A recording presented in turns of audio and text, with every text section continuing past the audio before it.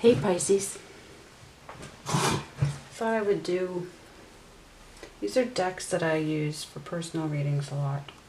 I need to contact Mel Brown, the creator. She's an Australian Aboriginal healer and she created these decks. And I feel like there's a fourth deck I'm waiting for. And I live on Anishinaabe land in Manitoba. And I went looking for Aboriginal decks. I went looking for African decks as well. Several decks from around the world to gather world wisdom. And these, I love the energy. It's very familiar to me, even though it's Australian. The patterns match a lot of beadwork that comes from where I live. And so I've had these for several months now. And I'm going to take one from each of them. This is the Goddess Chakra, Aboriginal Goddess Chakra deck. This is the Healing Oracle and the Aboriginal Dreamtime. I'll take one from each of them, which is not exactly what Mel had in mind, but it works for me. It's a neat combination. And then what I'm going to do is I'm going to pull them first, and I will read their meanings after the tarot read and see how everything lines up. And this will be a reading for Pisces for the last couple of weeks of December and probably a bit into January. Oh, that came out. The Green Heart Chakra. Eros. Okay. Let's put that there. I have quite enough space. Maybe not, we'll see. Eros. Okay.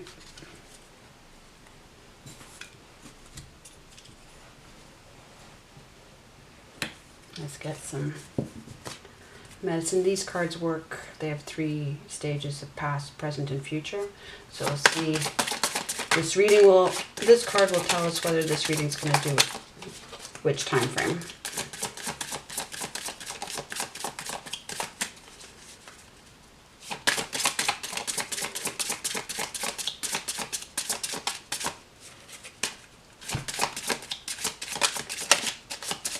Almost jumping, but not quite.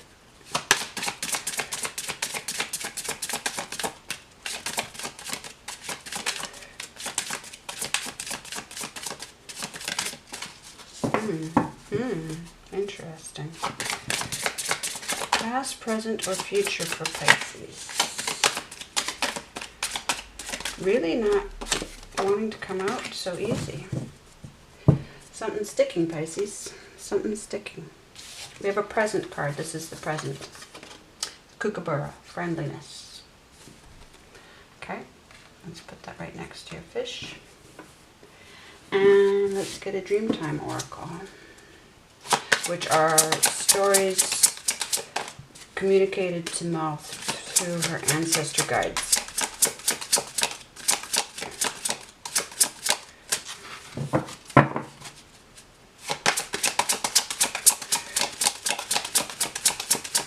Story for Pisces. They know. I'm just reminding myself. Whoa. I think 3. Well, we're going to pick... Oh, I just had... Okay. Thirsty Earth. Wow, Thirsty Earth and Deep Listening. This one involves a fire. Scorched Earth. So interesting with the Thirsty Earth. And the moon phases. Oh, there you go, Pisces. Your own energy. Okay. Well, Pisces, I know you're the storyteller. Not surprising you got 3 story oracle cards there. Okay. We'll see how we can deal with those. And now for let's just get some general energy for you. Since that got a little complicated, we'll keep the tarot simple. Right, God?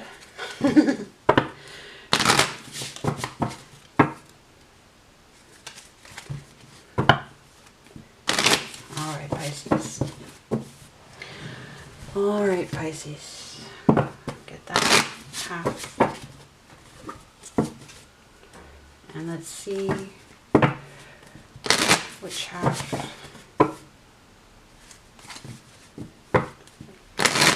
wants to speak first.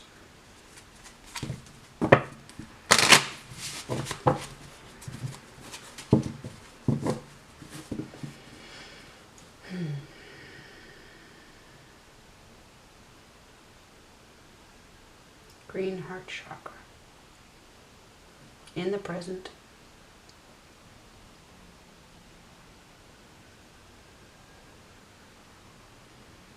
Thirsty earth. Scorched earth. Deep listening. And this, okay. Alright, what interesting sideways energy. The Knave of Wands.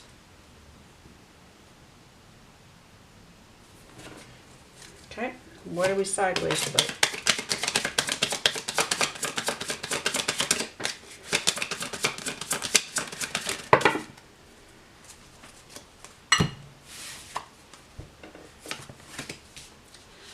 Choice between an opportunity that was got 2 in reverse.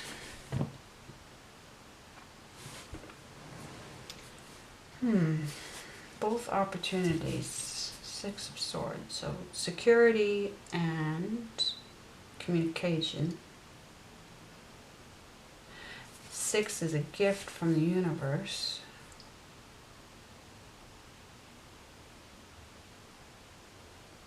To make the 7 transformation possible. Okay, why are they...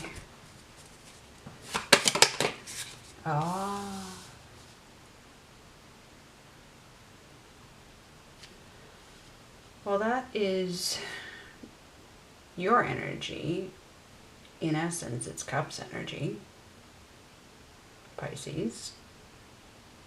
However,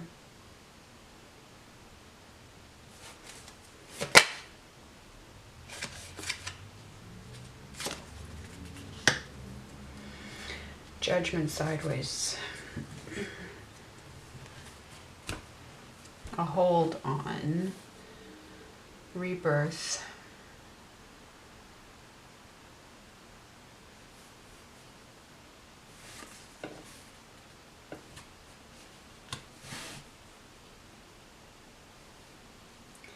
Neither moving forwards nor backwards.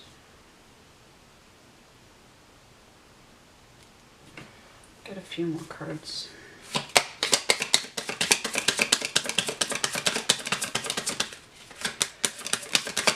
What should Pisces be focusing on right now? 2 of Pentacles, right underneath the Ace of Pentacles in reverse. Let's put that up where you can see that. Can you see that? Let's move your fish a bit here. Get that up where you can see it. All right, and as for the 6 of Swords in reverse, interesting. King of Pentacles in reverse.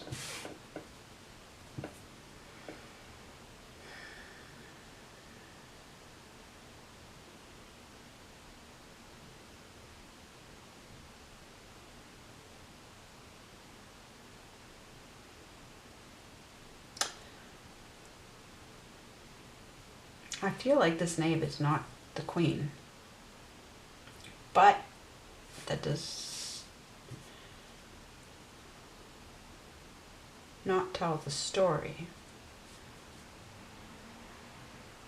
So I want to say, I mean, obviously this sideways energy goes with this Wands energy of Something's charted. This is charted to be stuck.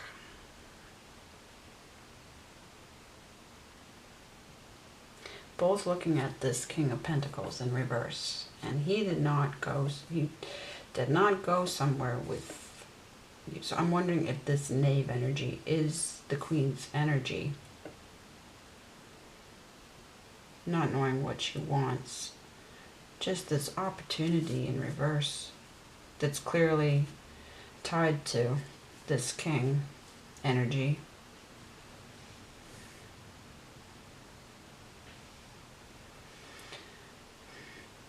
I think there's probably not much more to say, so let's see if these give us any clarification. I'm going to do with, let's get the book out, because this is all about the heart.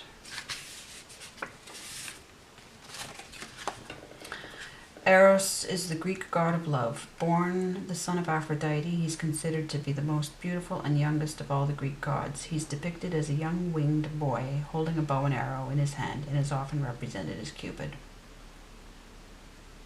I just finished reading a novel by C.S. Lewis about Cupid and who he rescued.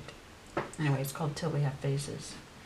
Eros fell in love with Psyche. Yes, it's about Psyche. And because he was so beautiful, he insisted that she would never look upon him for her own safety, and therefore would only meet in the darkness of night. After much pressure from her family, who did not believe her story of his beauty, Psyche tricked Eros by lighting a lamp. As she saw his beauty, she began to tremble, and as she did, hot oil from the lamp fell on Eros and burnt him. In physical and emotional pain, he flew away, wondering why she had doubted him. Aphrodite seeks revenge on Psyche. However, as Eros heals from his wounds, he returns to Psyche to rescue her from his mother. They then marry and live out their lives together.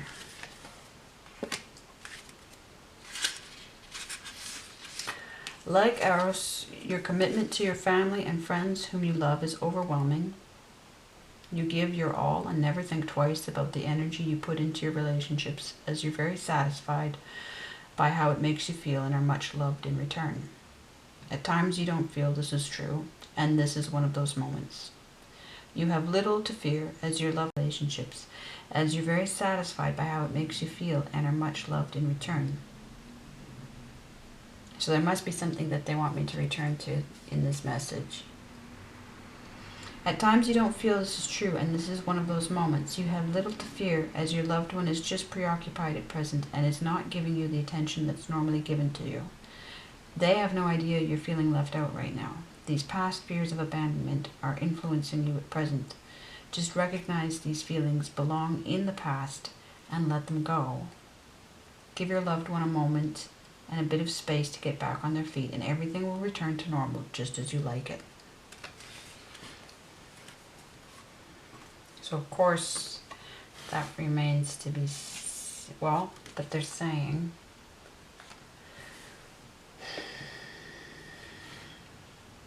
and look at all this green, all this pentacle and green heart chakra. He's guarding his heart.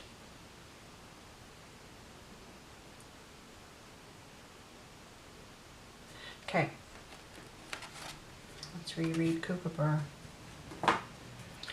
Present energy of Kookaburra. I do really believe in the importance of conveying these messages and this energy. Mother Earth energy, but not just Mother Earth. The Kookaburra is a friendly bird, always happy and full of fun and laughter. While Kookaburra likes living with his family, he also appreciates his independence. Somehow he finds a balance between them both.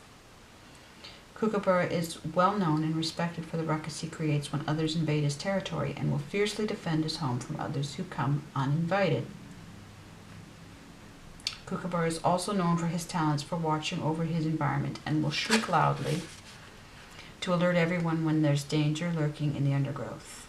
This behavior provides others with the opportunity to escape to safety before the threat becomes serious. When Kookaburra makes his presence known, others stop and listen to his well-respected and trusted voice. Know when to make a fuss or when to let things go. You usually avoid any types of confrontation and have become skilled at it, living what looks like a quiet and peaceful existence. The flip side is that you're often being left with the feeling you should have done more. In this case, consider sharing your concerns with others because your concerns are real. So on the one hand, trust, but on the other hand, communicate your concerns. Others are too caught up in the smoke and mirrors and have no idea what is happening, right? So same as this card said, that this guy, male or female, or they, have no idea, sincerely, because they're so caught up in their own thing. And there's no point, right? While they're caught up in it,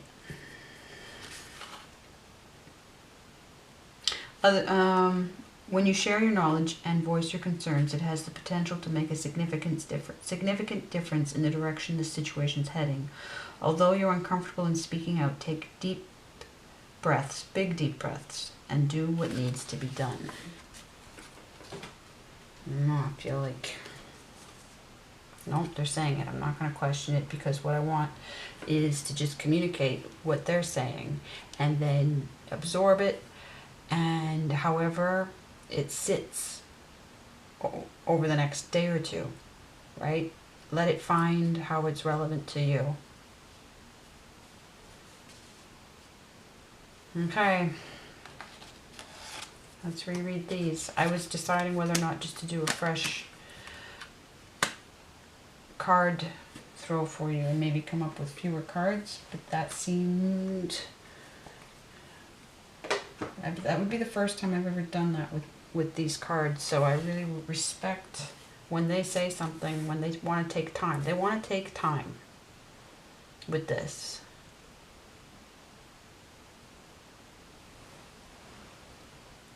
Still recording? Yes. They want to take time with this.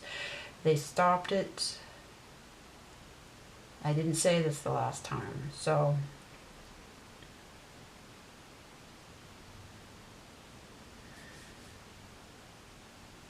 And we have that Judgment, that rebirth sideways, which is similar because all this temperance energy of Sagittarius, allowing for time. Moon phases.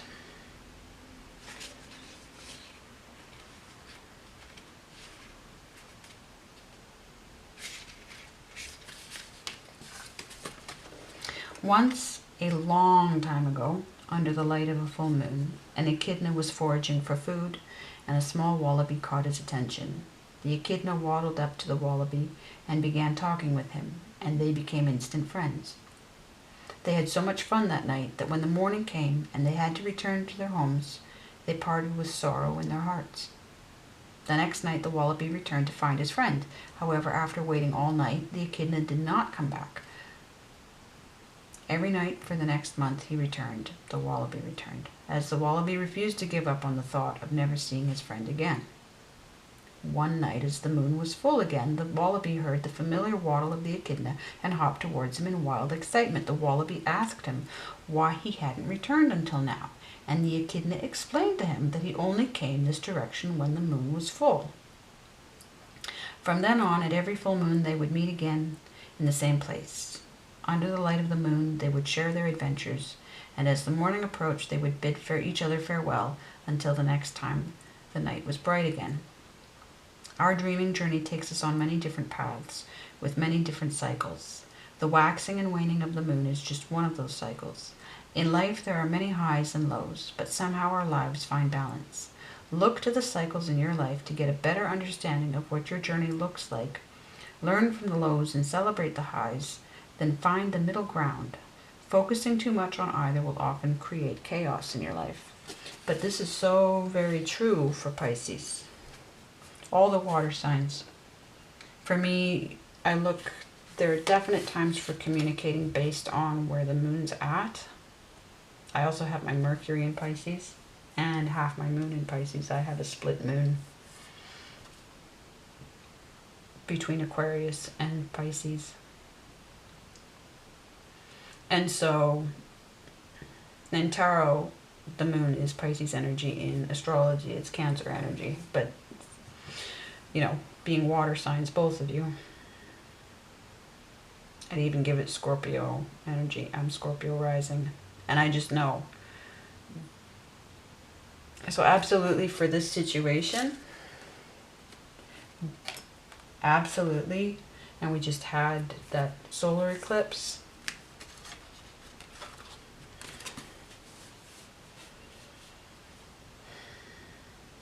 This is it's very important to how, is this a question, because this is possibly all his, this person's energy dominating.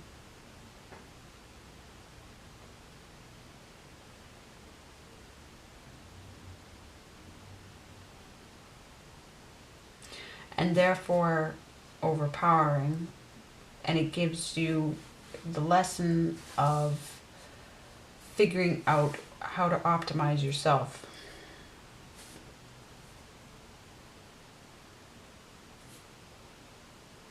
Self-awareness. Okay. So these two cards, Thirsty Earth and Deep Listening.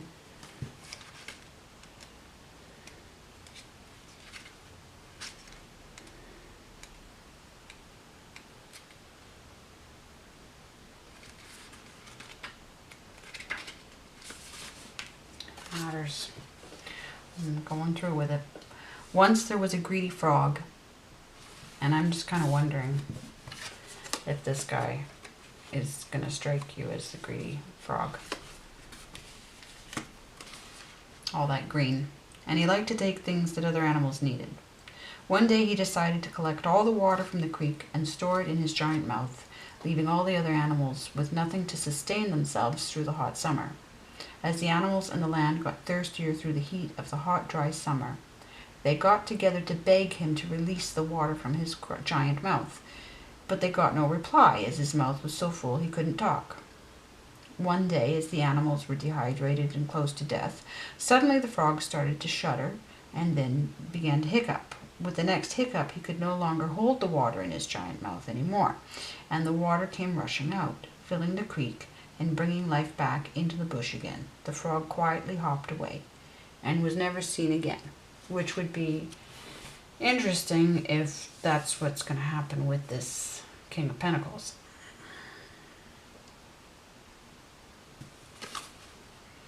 Life is very busy for you, and sometimes you can burn the candle at both ends for too long, so that it eventually burns to the center and causes you pain as the flames scorch your fingers. And we have here, this didn't occur to me last time either, but we have the Wand's energy sideways. So there could be a candle lit at both ends here.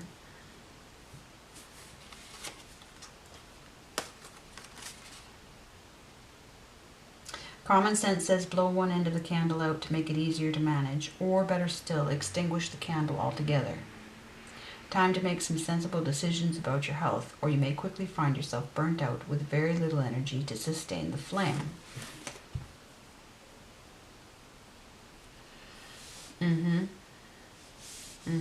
Caught between life, rebirth, and death.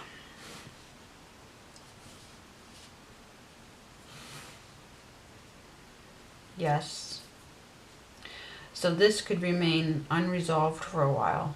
And the question is, how do you look after yourself in the meantime? The last card, Deep Listening.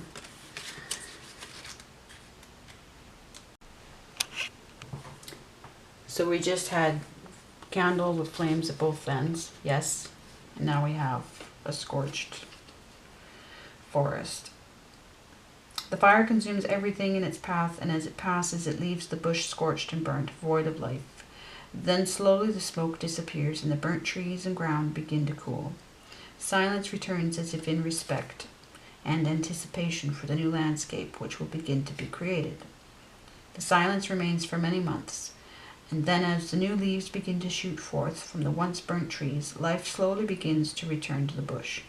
As the food begins to grow again, the animals return and the bush is different to when they escaped the flames. The animals find new homes to live in and quickly adapt to their new surroundings. You may be feeling desolate and displaced right now.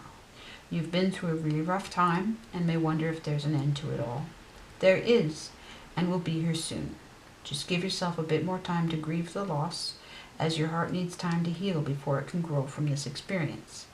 In the next week, you'll just wake up and realize that things have gotten better and your heart has begun to heal.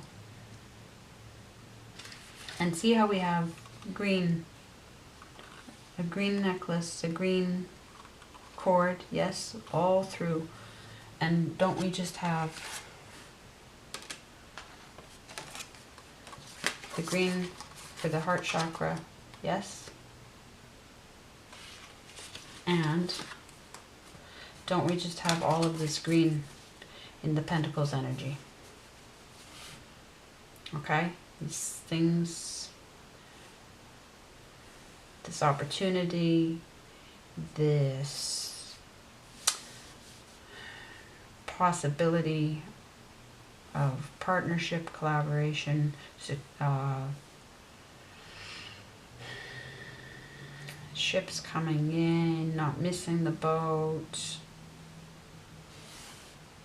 Here we have boat, we have a boat in the Six of Swords, that's safe passage. Okay? All of that. Green tree here. Thirsty earth. Thirsty, thirsty, thirsty. Green, green, green. And the moon that affects the water.